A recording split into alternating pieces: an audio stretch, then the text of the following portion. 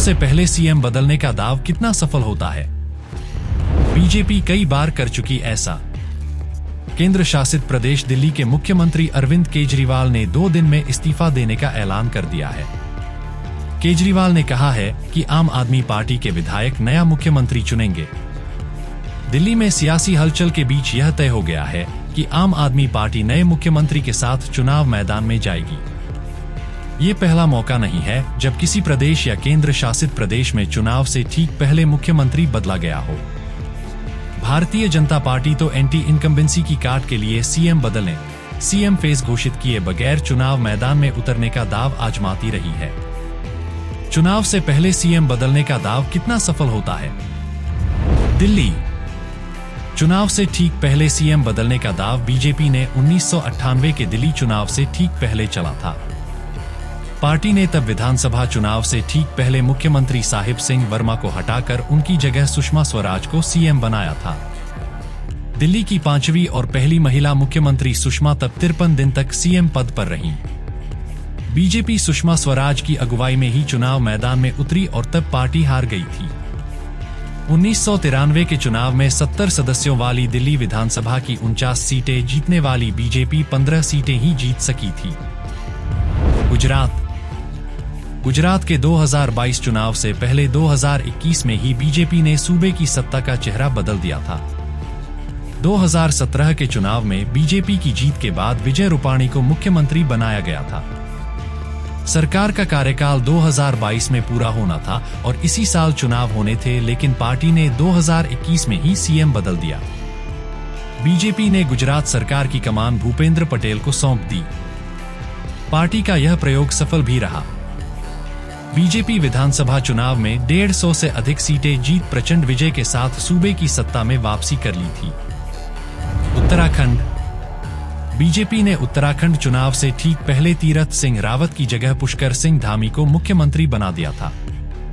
2017 चुनाव जीतकर उत्तराखंड की सत्ता पर काबिज हुई बीजेपी ने जब तीरथ को सीएम पद से हटाया, वह 4 माह के सीएम थे। तीरथ से पहले त्रिवेंद्र सिंह रावत सीएम रहे थे। पुष्कर सिंह धामी को मुख्यमंत्री बनाने का दाव सही साबित हुआ और बीजेपी ने लगातार दूसरी बार चुनाव जीतकर सरकार बनाई। उत्तराखंड राज्य गठन के बाद ऐसा पहली बार हुआ जब किसी पार्टी ने लगातार दूसरी बार सरकार बनाई हो। कर्नाटक में 2023 के विधानसभा चुनाव से पहले बीजेपी ने 2021 में ही सीएम बदल दिया था। पार्टी ने सीएम बीएस येदियुरप्पा की जगह बसवराज बोम्मई को मुख्यमंत्री बना दिया था। दक्षिण में बीजेपी का प्रवेश द्वार कहे जाने वाले कर्नाटक की सत्ता बरकरार रखने के लिए शीर्ष नेतृत्व ने भी एड़ी चोटी का जोर लगाया, लेकिन मात मिली।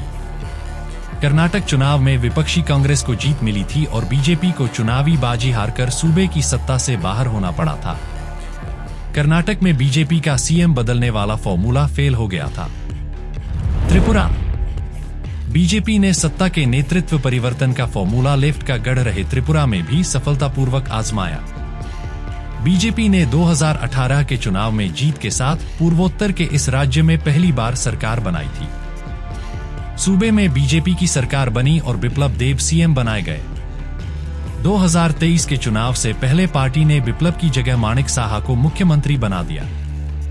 सत्ता के नेतृत्व परिवर्तन का ये दाव त्रिपुरा में भी सफल रहा और बीजेपी लगातार दूसरी बार सरकार बनाने में सफल रही।